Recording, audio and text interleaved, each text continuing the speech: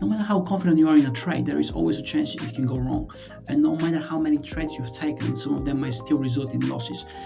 In this video, I just wanted to walk you through a couple of my most recent trades. They're both double-digit trades. One of them is a GBP versus USD trade, and the other one is a Dow Jones trade. And they both exhibit the characteristics of my day trading strategy.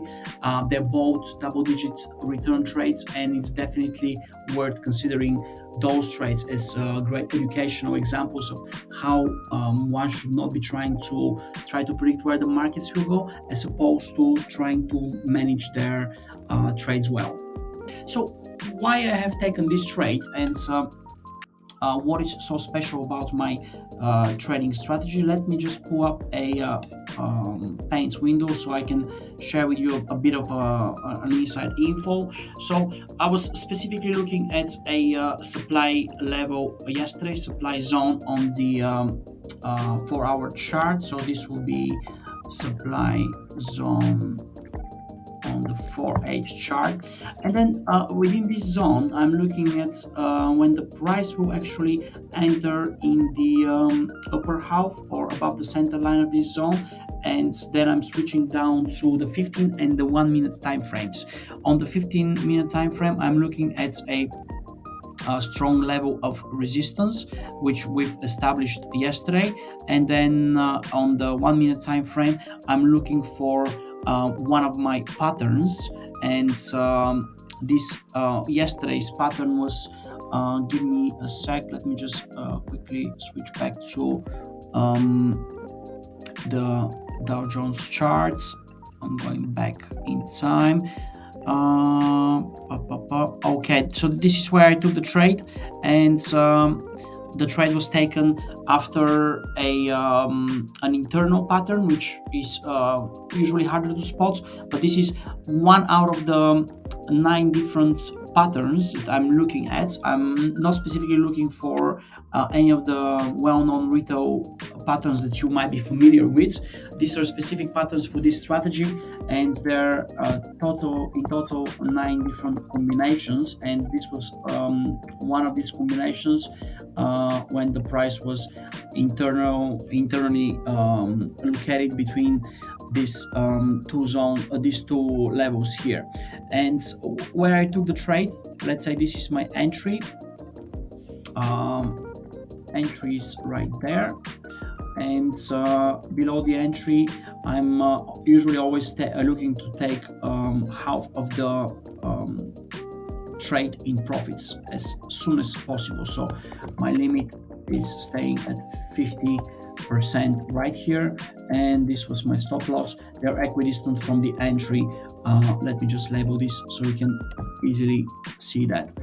And what happened yesterday was the price literally went through my limit straight away in the first 1 minute or so after opening the trade. Then it was trading here for some time, then it went up to almost stop me out. But this is why it's very important to not change your stop loss too early. We have specific rules for that in the day trading strategy, so you definitely need to be careful and be watching out for those early spikes for the price to retest the level, and they usually happen over 50% of the time. So if you're moving your stop loss too early, you definitely will miss on some of those trades, which are actually very big well trades. And then what happened after that, the price just continued going lower. Then I think it retested twice, and only then it went lower. So if I come back to the original entry, this is where the price, it retested it one time in the afternoon session, then a second time, and then only then the price started accelerating, and it is trading where it is trading at the minute. So it's very important that you don't actually move your stop loss too early, because if you do that, you're risking of missing on a big trade. And currently this trade is roughly, let me just switch back to the day trading room. This is something that I'm sharing with all of the day traders that are part of the community, and this currently is staying at 1 to 14 risk to reward ratio. And funny enough, I'm running another trade simultaneously, which has been opened since the 11th of May, and it is also giving me a very similar risk to reward ratio, 1 to 14.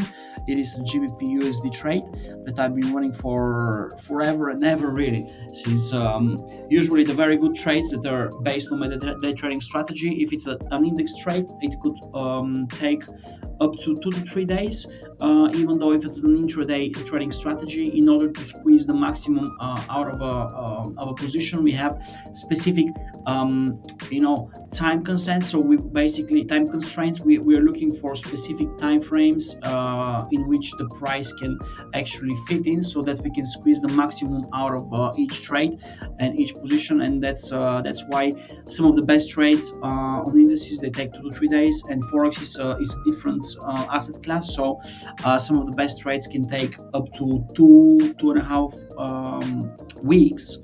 Yes, that's right, weeks. And then this trade here on GBP USD, it was taken on the 11th of May, and now making of this video is the 24th of May. So these are almost 2 full weeks after taking the trade. So I will try to take your questions, and then if you want, you can directly email me at admin@calibretrader.com, or use the comment section below, and then throw me in some questions. I will be happy to continue making videos like that if you think that that's actually beneficial for you. If you want to explore a little bit more about my day trading strategy and see why exactly I'm taking those trades, or maybe review some of our older trades and throw in some percentages. So just use the comment section below, or send me an email at admin@calibretrader.com, and I will pick those questions from there. Thank you very much, guys. See you around. Bye.